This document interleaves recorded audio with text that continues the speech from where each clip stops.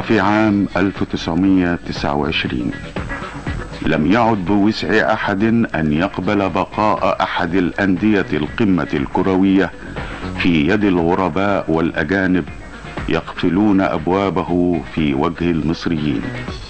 وكان هناك رجل واحد اسمه حسين حجازي على استعداد لأن يقود ثورة كرة القدم، لكن اختار حسين حجازي أن يبدأ الطريق بانقلاب شاركه فيه يوسف محمد والقائم مقام العقيد محمد حيدر بيك قومندان السواحل، ونجح الانقلاب. يوسف محمد أصبح سكرتيرا للنادي بدلا من نيكولا عرقجي.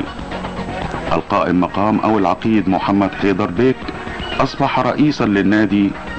جاء هذا الانقلاب بأول رئيس مصري وأول سكرتير مصري لنادي الزمالك.